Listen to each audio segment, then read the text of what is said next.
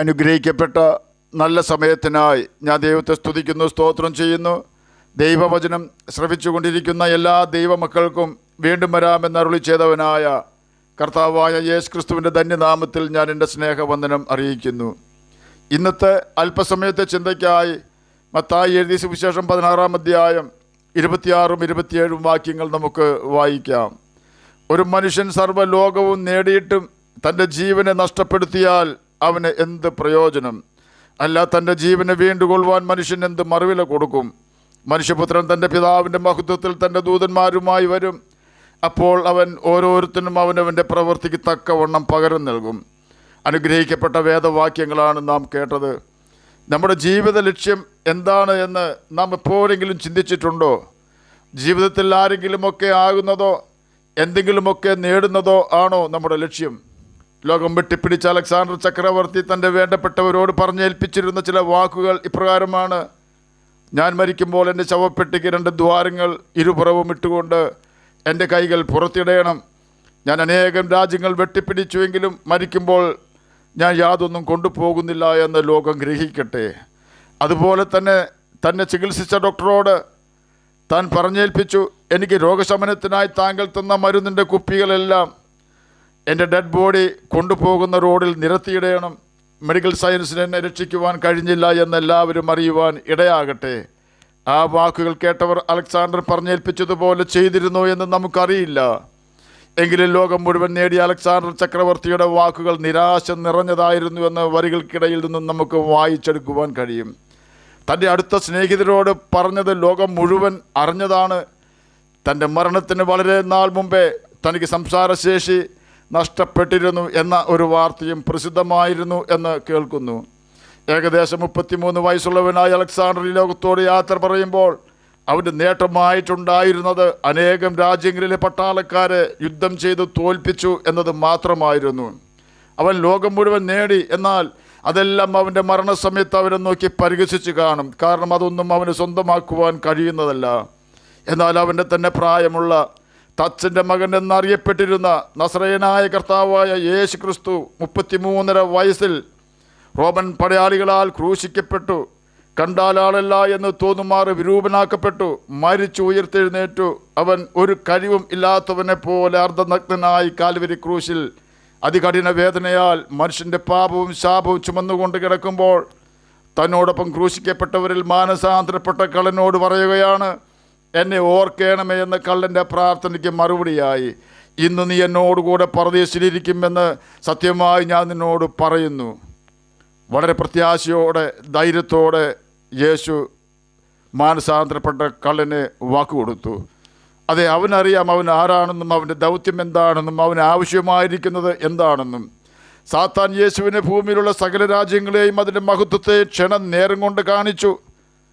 എന്നിട്ട് ഇപ്രകാരം പറഞ്ഞു, നീ എന്നെ നമസ്കരിച്ചാൽ ഇതെല്ലാം നിൻ്റേതാകും എന്ന്, ഇതെല്ലാം എൻ്റെ കയ്യിൽ ഏൽപ്പിച്ചിരിക്കുന്നു എന്നാണ് അവൻ പറഞ്ഞത്. യേശുവിനെ തന്നോട് സംസാരിക്കുന്നവനെ മനസ്സിലായി. യേശു സാത്താനെ ശാസിച്ചു. അവനെ പിടിച്ച് രാജാവാക്കുവാൻ അനേകർ വന്നു. യേശു അതിൽ നിന്നും ഒഴിഞ്ഞുപോയി. തന്നെയുമല്ല, യേശു പറഞ്ഞു, എൻ്റെ രാജ്യം ഐഹികമല്ല എന്ന്. ഈ ഭൂമിയിലുള്ള യാതൊന്നും യേശു സ്വന്തമാക്കിയില്ല. കാരണം ലോകത്തെയും അതിൻ്റെ മോഹത്തെയും പിടിച്ചടക്കുവാനല്ല യേശു കർത്താവ് ഭൂമിയിൽ വന്നത്. പിന്നെയോ കാണാതെ പോയതിനെ തിരഞ്ഞ് രക്ഷിപ്പാനാണ് യേശു ഭൂമിയിൽ വന്നത്. ആകയാൽ യേശു ലോകത്തെ സ്നേഹിച്ചില്ല എന്ന് തന്നെയുമല്ല, ഈ ഭൂമിയിൽ നിങ്ങൾ നിക്ഷേപം സ്വരൂപിക്കരുത്, സ്വർഗത്തിൽ നിങ്ങളുടെ നിക്ഷേപം സ്വരൂപിച്ചുകൊള്ളുവിനെന്ന് ശിഷ്യന്മാരെ പഠിപ്പിക്കുകയും ചെയ്തു. നാം സർവ്വലോകവും നേടിയാലും അലക്സാണ്ടർ ചക്രവർത്തിയെപ്പോലെ ഒഴിഞ്ഞ കരങ്ങളുമായി നാം ഈ ഭൂമിയിൽ നിന്നും മാറ്റപ്പെടും. ലോകവും അതിൻ്റെ മോഹവും ഒഴിഞ്ഞു പോകുമ്പോൾ അതിൻ്റെ കൂടെ നാം വെട്ടിപ്പിടിച്ചതും ഒഴിഞ്ഞു പോകും. എന്നാൽ യേശുവിൻ്റെ പിതാവിൻ്റെ കൽപ്പനകൾ അനുസരിച്ച് അവൻ്റെ സ്നേഹത്തിൽ യേശു വസിച്ചതുപോലെ നാം യേശുവിൻ്റെ കൽപ്പനകൾ അനുസരിച്ച് യേശുവിൻ്റെ സ്നേഹത്തിൽ വസിച്ചാൽ ലോകവും അതിൻ്റെ മോഹവും ഒഴിഞ്ഞു പോയാലും ദൈവേഷ്ടം ചെയ്യുന്ന നാം എന്നേക്കും ജീവിച്ചിരിക്കും. സുവിശേഷം പറഞ്ഞുകൊണ്ടിരുന്ന ഒരു വ്യക്തിയോട് മദ്യം കുടിച്ച് സുബോധം നഷ്ടപ്പെട്ട ഒരു വ്യക്തി ചോദിച്ചു, ഗാന്ധിജി ഇപ്പോൾ നരകത്തിലാണോ സ്വർഗത്തിലാണോ എന്ന്. സുവിശേഷകൻ അതിന് കൊടുത്ത മറുപടി പ്രകാരമായിരുന്നു, ഗാന്ധിജി ഇപ്പോൾ നരകത്തിലാണോ സ്വർഗത്തിലാണോ എന്ന് എനിക്കറിയില്ല. എന്നാൽ നീ ഇപ്രകാരം മദ്യം കഴിച്ചലഞ്ഞു നടന്നാൽ നരകത്തിൽ പോകുവാൻ സാധ്യതയുണ്ട് എന്ന്. അതുപോലെ തന്നെ അലക്സാണ്ടർ ചക്രവർത്തി ഇപ്പോൾ നരകത്തിലാണോ സ്വർഗത്തിലാണോ എന്ന് നമുക്ക് ആർക്കും അറിയുകയില്ല. എന്നാൽ അലക്സാണ്ടറെ പോലെ നാം ലോകം മുഴുവൻ നേടിയാലും നമ്മുടെ ആത്മാവിനെ നേടാതിരിക്കുകയും ചെയ്താൽ നിത്യനരകത്തിലേക്ക് നാം പോകേണ്ടി വരുമെന്നതിന് യാതൊരു സംശയവുമില്ല. ഇന്ന് നാം നമ്മുടെ ആത്മാവിനെ നേടുവാൻ വലിയ അധ്വാനമൊന്നും കഴിക്കേണ്ട ആവശ്യമില്ല. യേശുവിനോട് നമ്മുടെ പാപങ്ങൾ ഏറ്റുപറഞ്ഞ് ഉപേക്ഷിച്ച് സ്നാനം മുങ്ങിയൊരു വിശുദ്ധ ജീവിതം നയിക്കേണ്ടതിന് ബൈബിൾ വായിക്കുകയും അനുസരിക്കണമെന്ന് ബൈബിൾ പഠിപ്പിക്കുന്ന സകല കാര്യവും അനുസരിക്കുകയും ചെയ്താൽ അനുസരിക്കുന്നവർക്ക് ദൈവം കൊടുക്കുന്ന പരിശുദ്ധാത്മാവ് നമ്മിൽ വന്ന് വസിക്കുകയും അവൻ നമ്മെ പാപത്തിൽ വീഴാതെ കാക്കുകയും നമ്മെ ദൈവരാജ്യത്തിൽ ചേർക്കുകയും ചെയ്യും. ഓർക്കുക, നാം നമ്മുടെ ആത്മാവിനെ രക്ഷിക്കുവാൻ മറ്റൊന്നും ചെയ്യേണ്ട ആവശ്യമില്ല. നമ്മുടെ ആത്മാവിൻ്റെ വീണ്ടെടുപ്പ് വില യേശു കർത്താവ് കാൽവരി ക്രൂശിൽ സാധ്യമാക്കി കഴിഞ്ഞു. ഇനി നാം അത് അംഗീകരിക്കുക മാത്രം ചെയ്താൽ മതി.